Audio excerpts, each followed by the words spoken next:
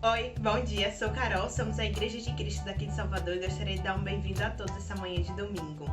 Gostaria de animá-los a curtir, compartilhar e se inscrever nas nossas redes sociais. Tenham um bom culto e não esqueçam de separar o suco e o pão para a nossa ceia.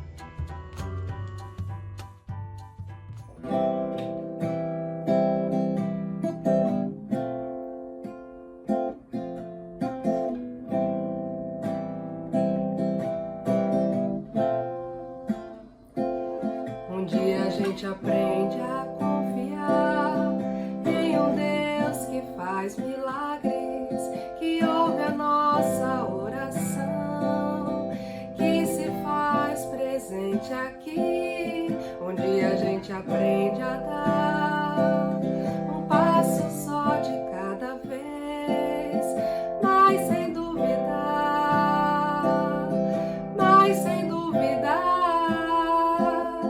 que Ele continua sendo bom, que Ele continua sendo Deus, que Ele continua sendo bom, que Ele continua sendo Deus.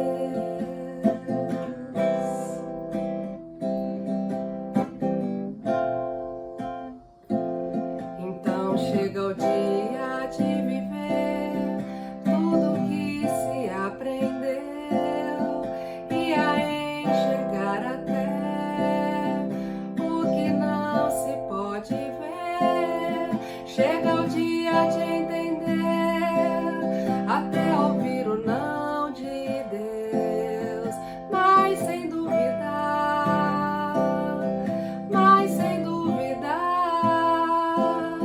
que Ele continua sendo bom, que Ele continua sendo Deus, que Ele continua sendo bom, que Ele continua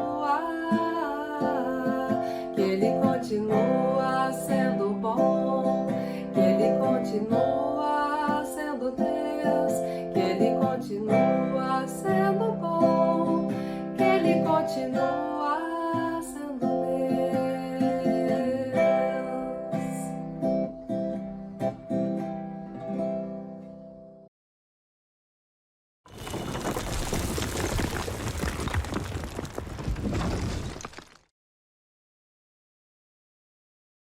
Bom dia, irmãos. Me chamo Ricardo César, sou da Igreja de Cristo aqui de Salvador e esse é o momento da Santa Ceia. Convido os irmãos a abrir as suas Bíblias em Apocalipse 3:20. Apocalipse 3:20, que fala o seguinte: Eis que estou à porta e bato. Se alguém ouvir a minha voz, abrir a porta, entrarei e cearei com ele e ele comigo. Bom, há um momento na nossa vida que temos duas escolhas dadas por Jesus, né?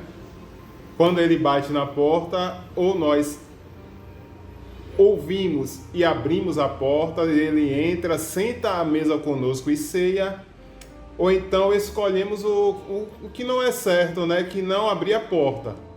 Bom, a ceia, para mim, ela tem um significado muito de comunhão.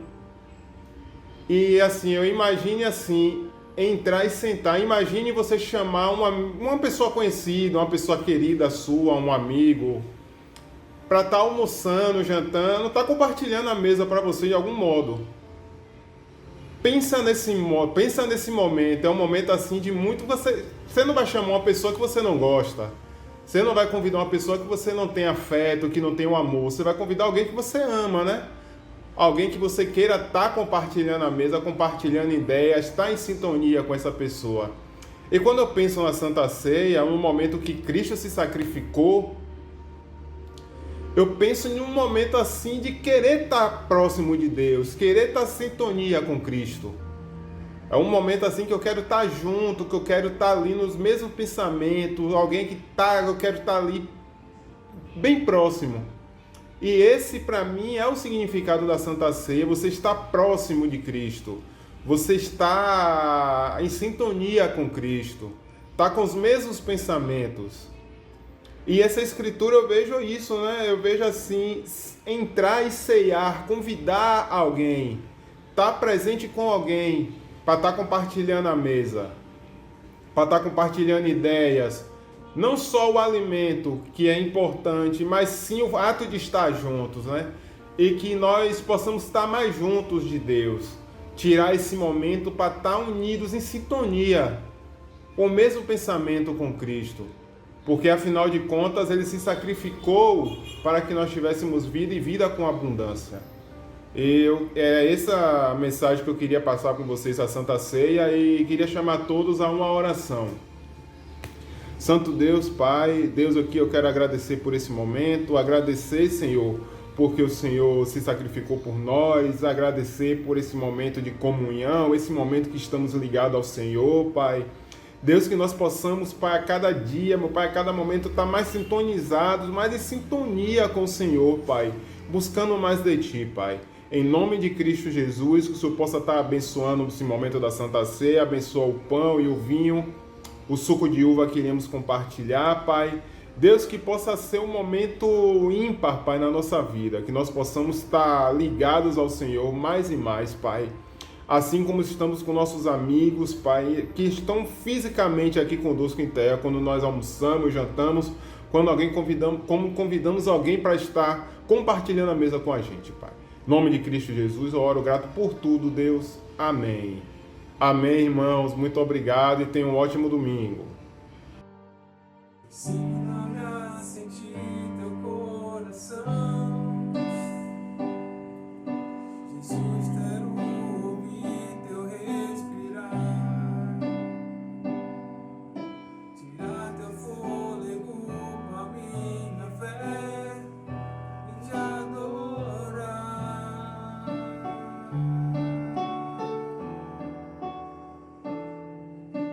Jesus, tu és o pão que me alimenta,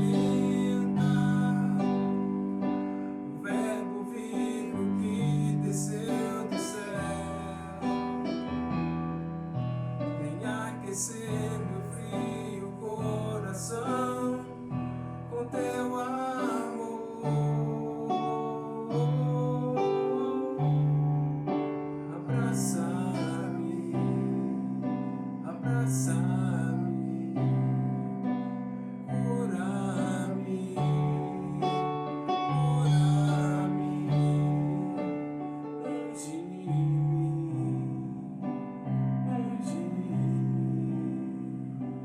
toca-me, toca-me. Ensina-me a sentir teu coração,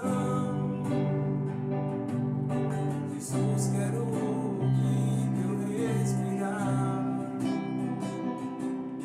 tirar teu fôlego com a minha fé e te adorar.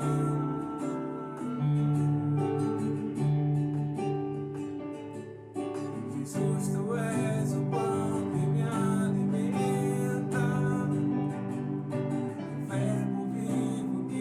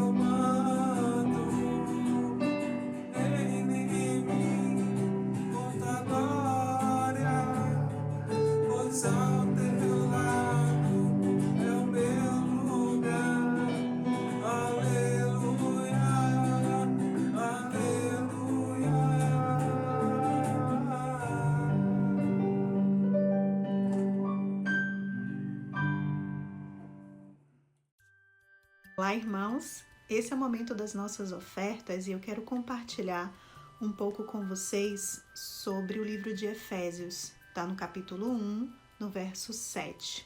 Fala assim: Ele nos redimiu por meio do seu sangue, perdoando os nossos pecados, de acordo com a abundante graça de Deus, que Ele derramou generosamente sobre nós, com toda a sabedoria e com todo o entendimento. Vocês já perceberam o quanto Deus é abundante em tudo? Ele chega a ser exagerado.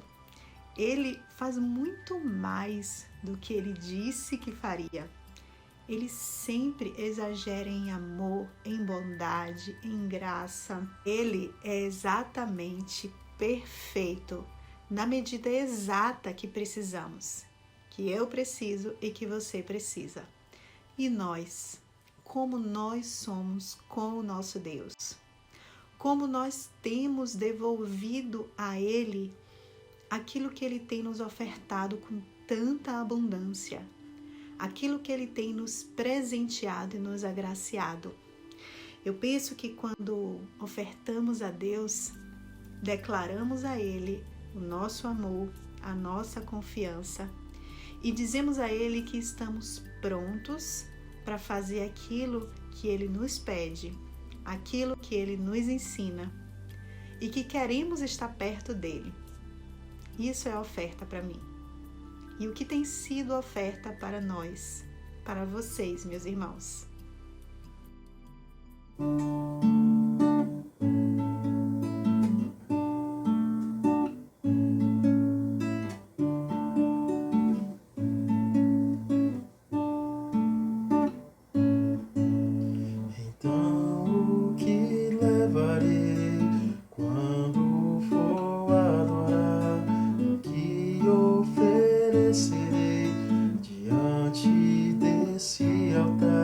Será que ele vai ficar contente comigo?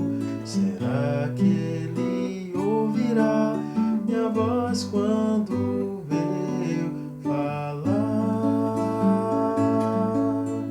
O Deus eterno já nos mostrou, já disse o que exige de nós.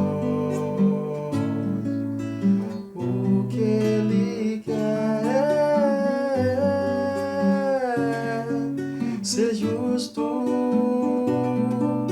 amar, viver em obediência. Ser justo, amar, viver em obediência. Então o que levarei quando for adorar? O que oferecerei diante desse altar? Será que ele vai ficar contente comigo? Será que ele ouvirá minha voz quando eu falar?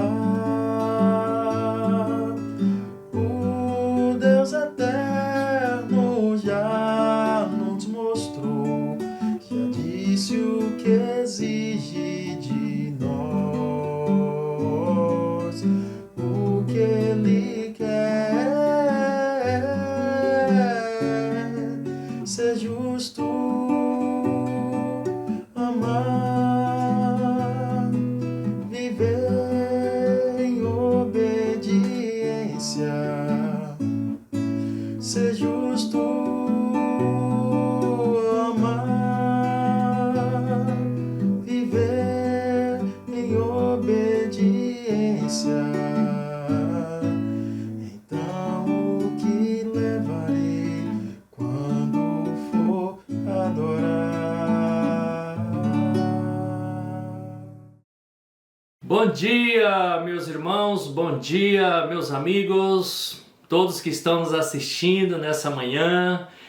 Como é especial estarmos juntos louvando a Deus, aprendendo da palavra de Deus. Queria encorajar todos nós, todos vocês, a se concentrar nesse momento na palavra de Deus, a acompanhar a leitura bíblica e estar realmente atento, não deixar nada lá fora tirar a sua atenção, de focar no ensino da palavra de Deus.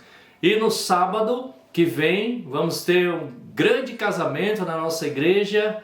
Queria falar para vocês que Gersina e Bruno irão se casar no sábado, dia 20. Uma grande festa, com certeza reduzido o número de convidados por causa da pandemia, mas com certeza todos vão estar orando, torcendo muito e acompanhando nas redes sociais esse grande evento na igreja. Que Deus abençoe bastante a união de vocês e tudo para a honra e glória de Deus. Quero chamar vocês a fazermos uma oração e em seguida vamos entrar na palavra de Deus. Vamos orar. Nosso bom Deus, muito obrigado, Senhor, por estarmos juntos novamente. Obrigado por o Senhor cuidar de nós, proteger a nós, proteger nossas famílias, proteger nossos amigos, proteger a Tua igreja. Pai, continue nos protegendo.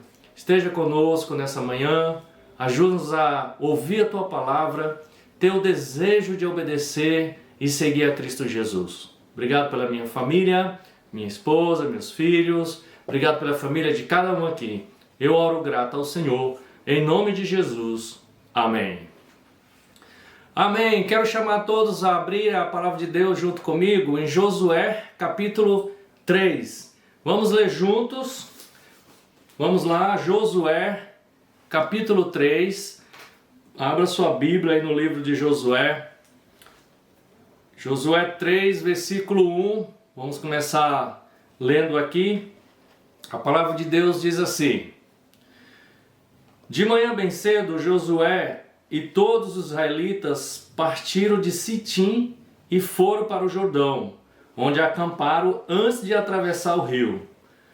3 dias depois, os oficiais percorreram o acampamento e deram esta ordem ao povo: quando virem a arca da aliança do Senhor, o seu Deus, e os sacerdotes levitas carregando a arca, saiam das suas posições e sigam-na.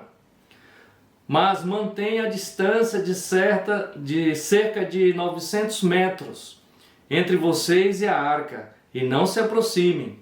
Desse modo, saberão que caminho seguir, pois vocês nunca passarão por lá.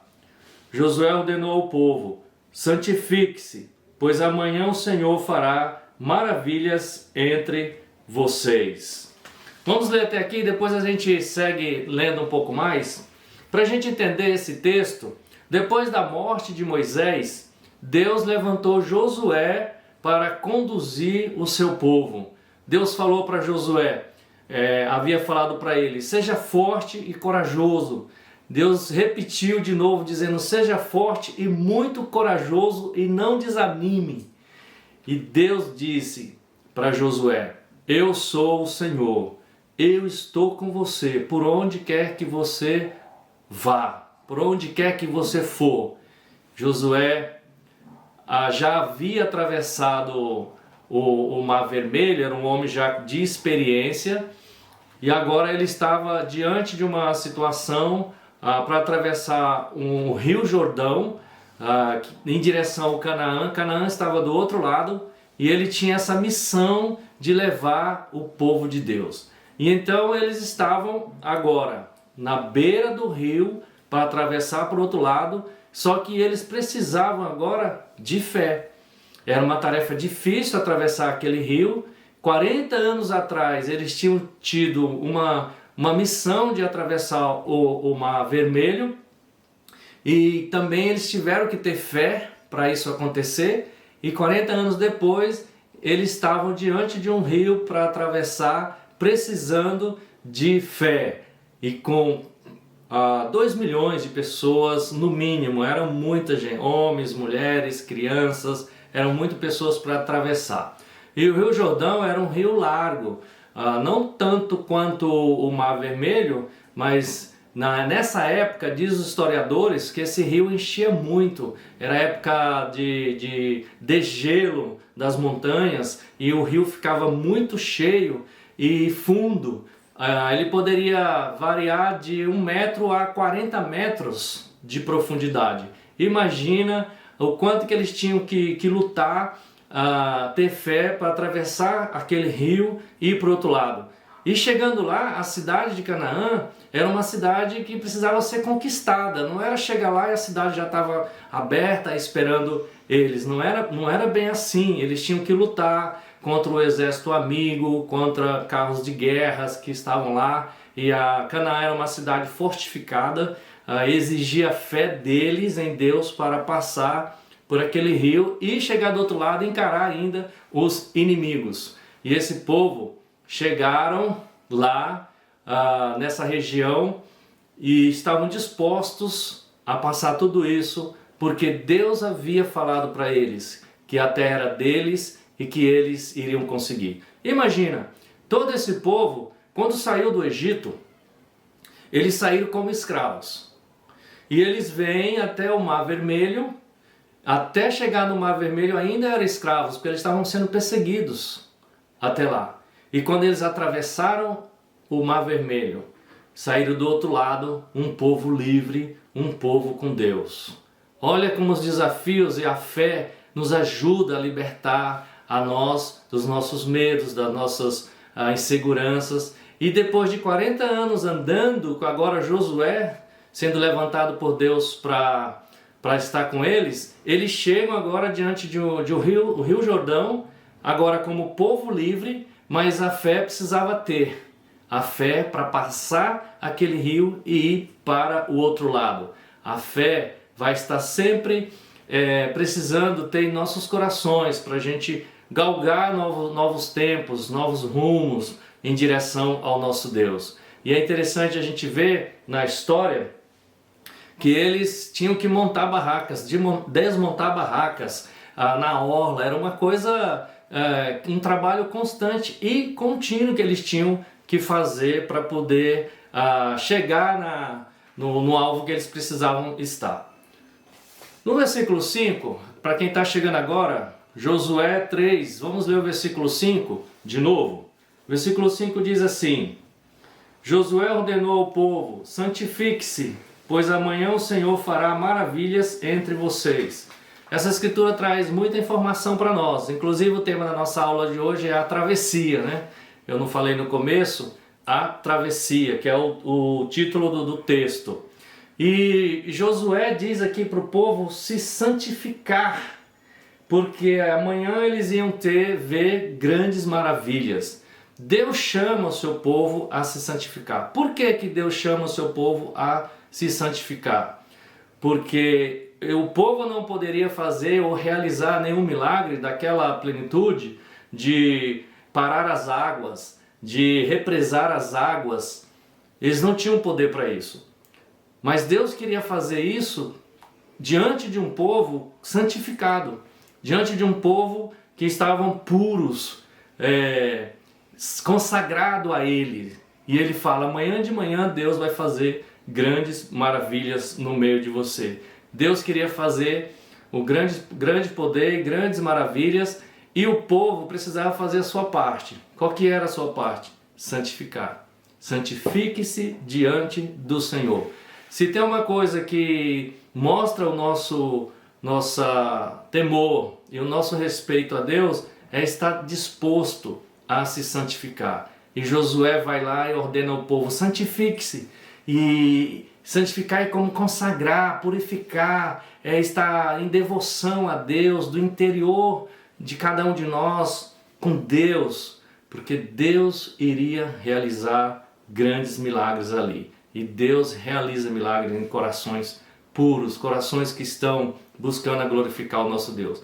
Deus quer fazer grandes coisas no nosso meio, e Ele vai fazer quando a gente está disposto e obedecer à palavra dEle. Olha, vamos ler versículo 9 a 10, para a gente continuar aqui na história. Josué 3, 9 e 10, quando ele diz: então Josué disse aos israelitas: venham ouvir as palavras do Senhor, seu Deus. Assim saberão que o Deus vivo está no meio de vocês e que certamente expulsará diante de vocês os cananeus, os hititas, os heveus, os fariseus, os giganzeus, os amorreus e os jebuseus. Olha, Josué chama o povo para ir e ele fala: venham ver, venham ouvir o que Deus tem para falar para vocês.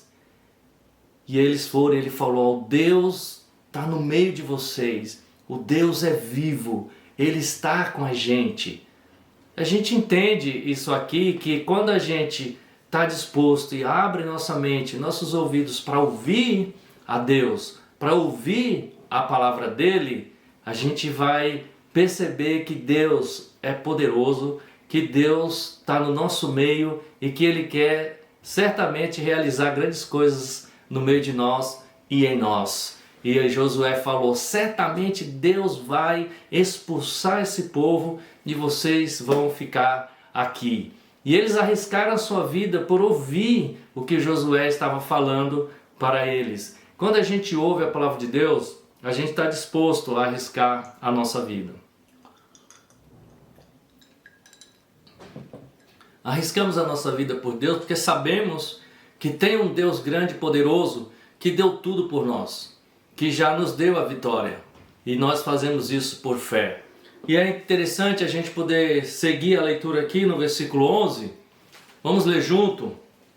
Josué disse assim: vejam, a arca da aliança do soberano de toda a terra atravessará o Jordão à frente de vocês. Agora escolham 12 israelitas, um de cada tribo. Quando os sacerdotes que carregarem a arca do Senhor, o soberano de toda a terra, puserem os pés no Jordão, a correnteza será represada e as águas formarão uma muralha. Olha isso aqui, irmãos. Por fé, eles foram, ouviram a palavra de Deus e seguiram viagem. E a ordem era: os sacerdotes vão carregar a arca. E quando eles vão na frente, quando eles pisarem na água, a água vão ser represadas. Imagina, eram águas represadas de 30 a 40 metros.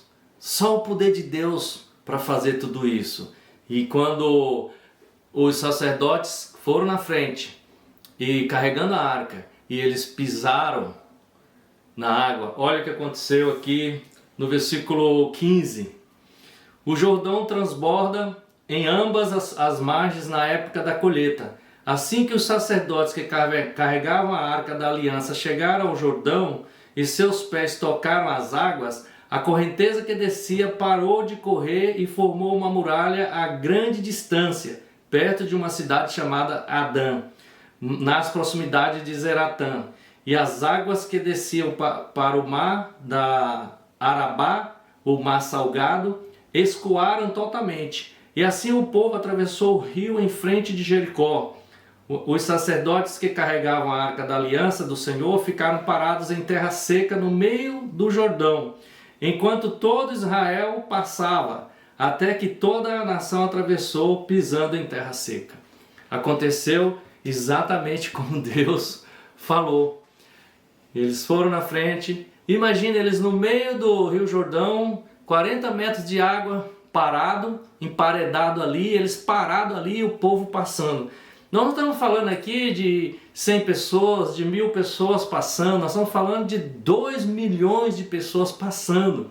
Não era uma travessia muito fácil conduzir tanta gente assim para passar por um lugar.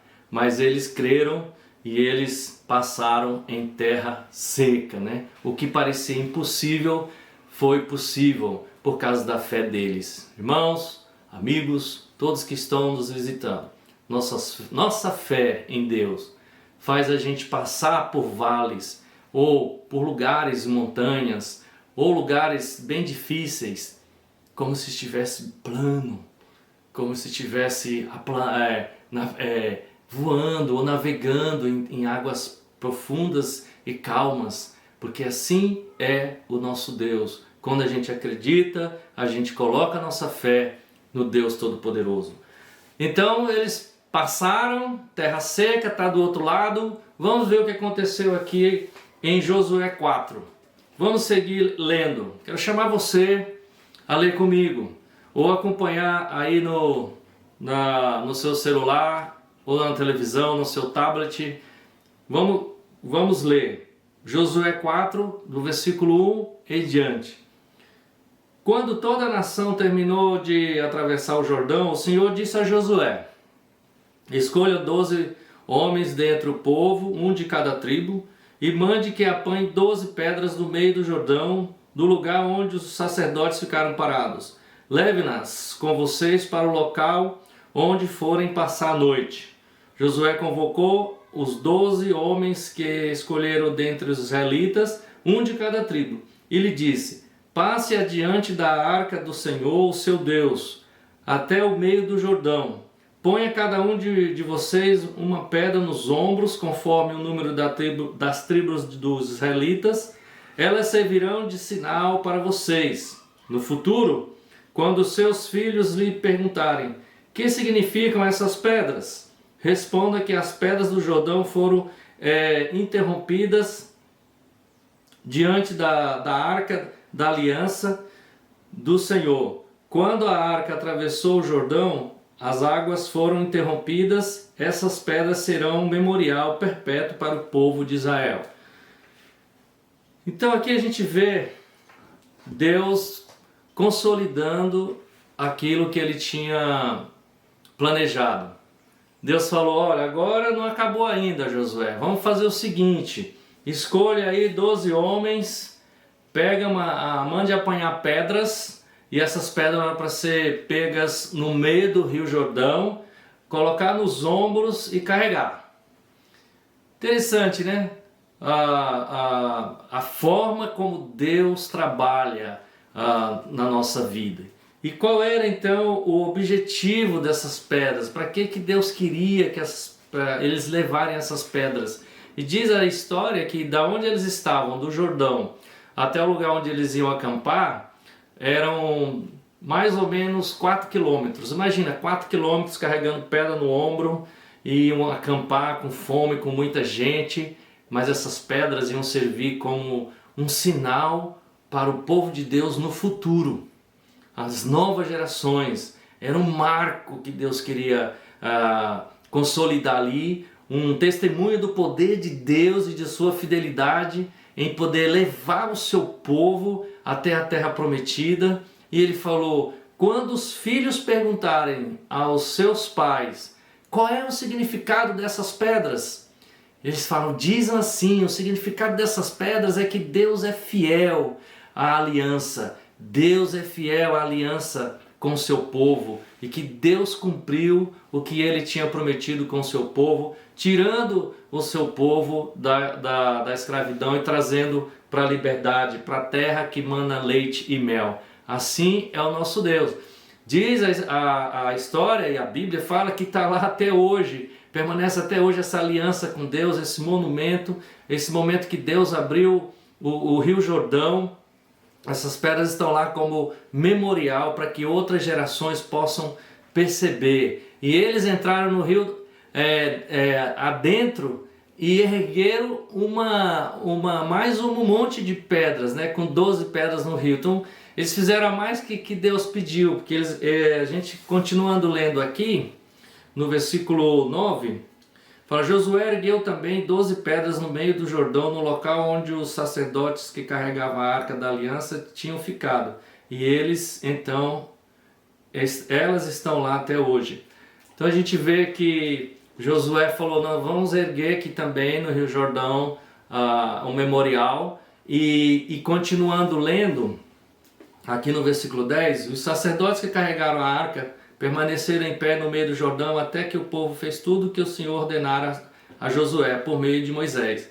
E o povo atravessou apressadamente. Quando todos tinham acabado de atravessar a arca do Senhor e os sacerdotes passaram para o outro lado, diante do povo, os homens da tribo de Rubim, de Gade e da metade da tribo de Manassés atravessaram preparados para lutar, à frente dos israelitas, como Moisés os tinha orientado, há cerca de 40 mil anos 1.000 homens preparados para a guerra passaram perante o Senhor rumo à planície de Jericó.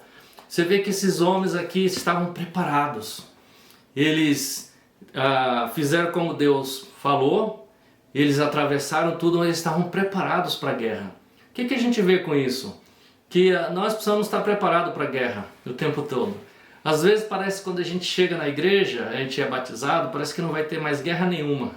Vai ter. Nós temos um inimigo, Satanás, que ele está o tempo todo querendo tirar a nossa salvação, nossa fé, nosso amor, nossa alegria. O tempo todo ele está assim. E nós precisamos estar preparados. Preparados com o quê? Com a armadura de Deus. Preparado com a palavra de Deus, cheio do Espírito Santo de Deus, para a gente poder combater nessa guerra com as armaduras certas, as armaduras do plano de Deus. E é com isso que Deus levantou uma nova geração, uma nova era, para que pudesse ser lembrado perpetuamente do milagre que Deus fez. E esse memorial está escrito em várias outras escrituras na Bíblia, esse acontecimento que aconteceu na história do povo de Deus e na palavra de Deus. Vocês podem anotar em Salmo 114, versículo 3 e 4, fala sobre esse acontecimento. Isaías 50, versículo 2, também fala sobre esse acontecimento. Em Salmo 74, versículo 13 a 15, fala sobre esse acontecimento. Como foi importante eles marcarem esse memorial para as próximas gerações poder saber que existe um Deus todo-poderoso, um Deus que está o tempo todo preocupado, não preocupado, mas ele está querendo que outras gerações possam saber do poder dele para que elas possam ser salvas. E nós somos essas pessoas que vamos contar essa história, que vamos montar monumentos de coisas de Deus que Deus fez em nossa vida, em nossa família e na história. E as pedras foram erguidas para que todos soubessem que a mão de Deus era poderosa e para que todos também pudessem temer a Deus. Então, um dos objetivos, que tinha aquele monte de pedra, era para mostrar o poder de Deus na história, mostrar que Deus era fiel, que Deus é justo, que Deus cumpre com o que Ele prometeu. E eles viam isso nitidamente, que Deus era vivo, que Deus era poderoso, e estava no meio deles, e essas pedras iam contar histórias. Imagina, as pedras não eram pedras esculpidas, não eram pedras talhadas para construir monumentos ou pirâmides, para ficar algo gigantesco como fazia no Egito. Não, Deus simplesmente tirou essas pedras do meio da água e falou: é essas pedras aí que eu quero que vocês coloquem, elas vão falar de mim, porque pedras esculpidas pela mão de Deus, pela a natureza de Deus, e se essas pedras iam falar sobre Deus para outras gerações, iam ser testemunhas de Deus para outras gerações. Deus trabalha no meio de nós por meio das coisas simples.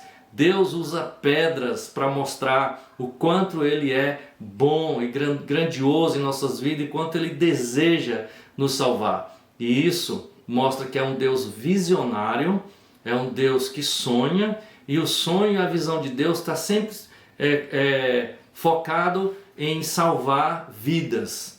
Hoje nós estamos, irmãos e amigos, atravessando uma época difícil, uma época de pandemia. Estamos numa travessia, estamos atravessando. Deus está nesse momento trabalhando. Deus está transformando a sua história. Deus está transformando as nossas vidas através dessa pandemia, não só no Brasil, não só em Salvador, na Bahia, não só em Aracaju, Recife, São Paulo, Goiânia, Brasília, está no mundo inteiro. Deus está trabalhando em nossas vidas. A pergunta é: o que nós vamos contar para os nossos filhos? O que nós vamos contar para as outras gerações do que a gente fez? Se a gente tiver fé agora para passar esse momento, a gente vai poder contar grandes histórias para os nossos amigos, nossos filhos, nossos netos e as pessoas que virão estiver do nosso lado. Como a gente vai se lembrar desse momento? Essa é uma pergunta, né? Daqui mais um tempo, quando a gente estiver mais velho, quem nós vamos contar desse momento, dessa travessia que nós estamos passando? Que boas memórias a gente vai ter? Eu vou dizer para você, alguém sem memória, memórias boas, é alguém sem vida, sem história para contar. E essas pedras não foram esculpidas, foi Deus que colocou do jeito que elas estavam lá, mas elas iam contar muito da história de Deus e do poder de Deus na nossa vida. No que Deus está transformando nesse momento na sua vida. Quais coisas você tem olhado? Talvez você não percebeu se Deus está trabalhando, transformando. Mas eu queria dizer para você que Deus sim está trabalhando. É questão de você ter fé, olhar e perceber que Deus está transformando sua vida, nossas vidas, nesse momento de pandemia. Meus irmãos, meus amigos, todos que nos assistem, que a gente possa aproveitar esse momento dessa travessia da pandemia e crescer com o nosso Deus. Crescer em fé, crescer em confiança, crescer que Jesus é a nossa maior vitória hoje. E Jesus já nos deu essa vitória quando ele enfrentou e se entregou à morte na cruz.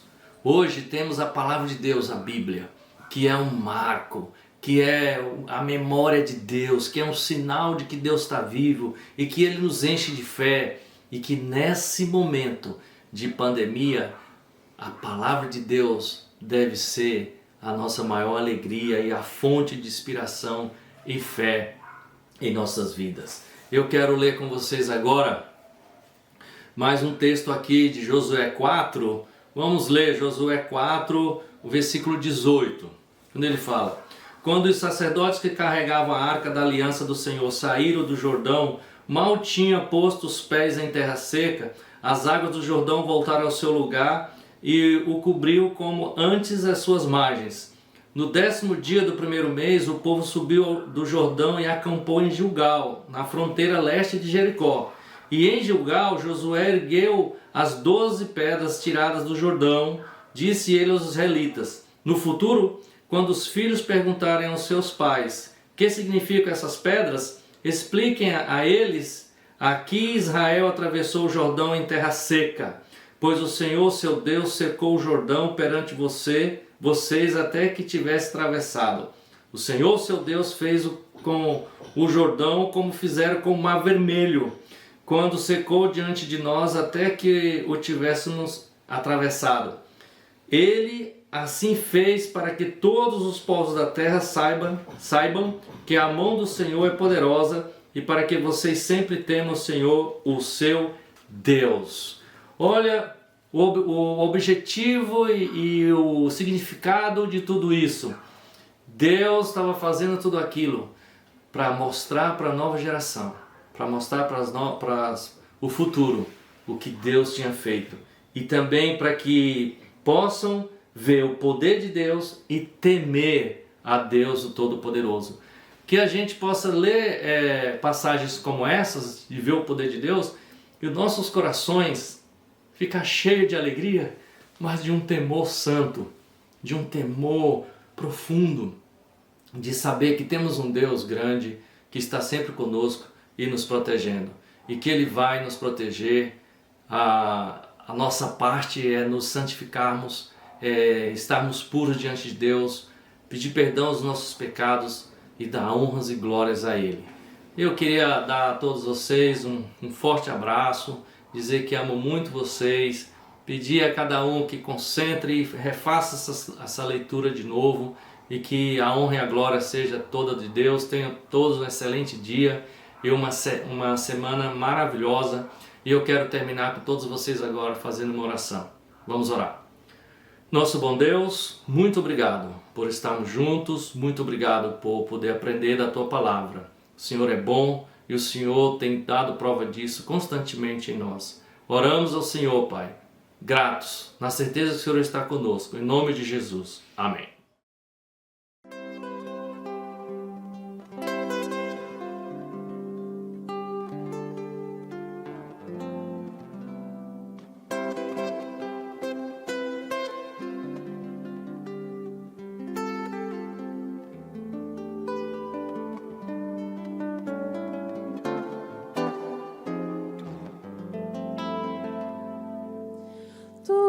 és um mar de amor, és um céu de poder, o que define o teu ser.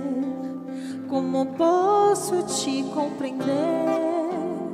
Tu és o esplendor, no voo do condor estás em cada vibração, num pulsar de um coração. Tu és meu Deus, o Criador de tudo que se vê. Estou aqui pra te adorar, pois tens o amor maior que há. Tua grandeza não tem fim, e mesmo assim cuidas de mim. Tua grandeza não tem fim. Laia, laia, laia, laia, o amor maior que há.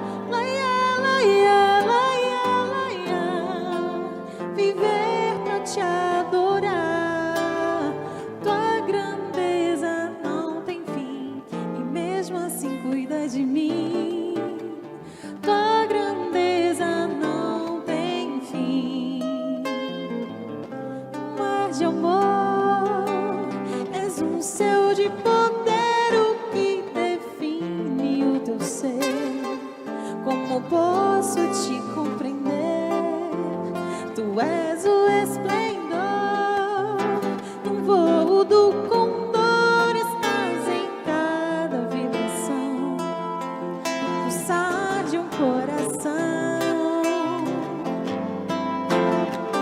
Tu és meu Deus, o Criador de tudo que se vê. Estou aqui pra te adorar, pois tens o amor maior que há. Tua grandeza não tem fim, e mesmo assim cuida de mim.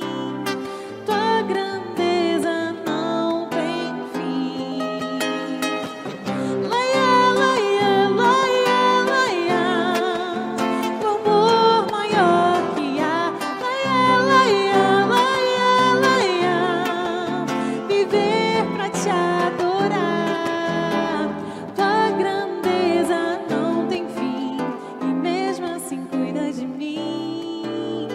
Tua grandeza não tem fim.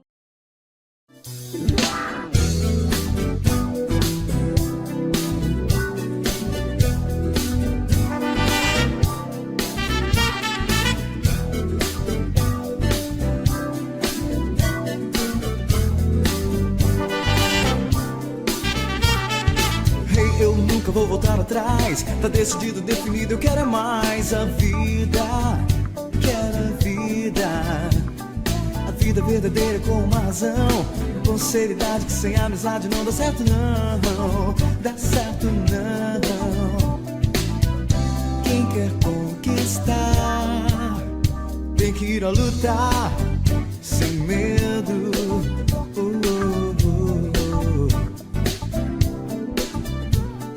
Então, meu caro, não dá pra parar. Com toda a coragem, com muita vontade, podemos voar. Vamos voar. Saindo do chão, animando seu irmão. Verá que a real felicidade tá na nossa mão. Na nossa mão.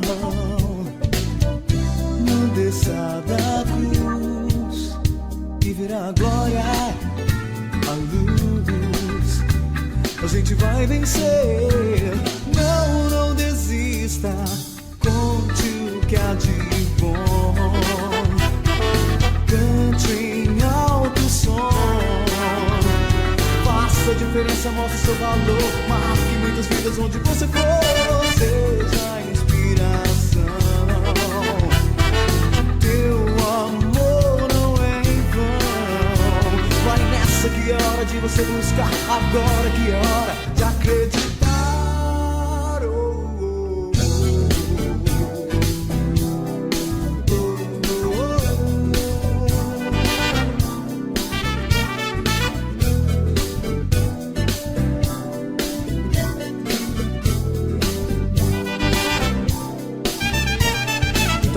crer, a gente vai crescer, espalhar esse milagre pelo mundo. Você vai ver, você vai ver.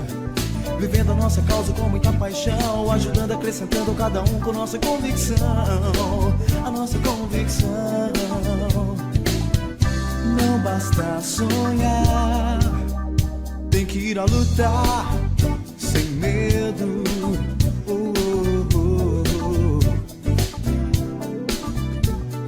Então, meu caro, coisa pra valer. Muita gente tá andando e respirando e nem sabe por quê. Sabe por quê? Porque é preciso entender na vida algo mais, entender e dar valor ao que não se desfaz, que nunca se desfaz. Não desça da cruz e verá a glória, a luz. A gente vai vencer. Não, não desista. Conte o que há de bom. Cante em alto som. Faça a diferença, mostre seu valor. Marque muitas vidas onde você for. Seja inspiração. Teu amor não é em vão. Vai nessa que é hora de você buscar. Agora que é hora de acreditar.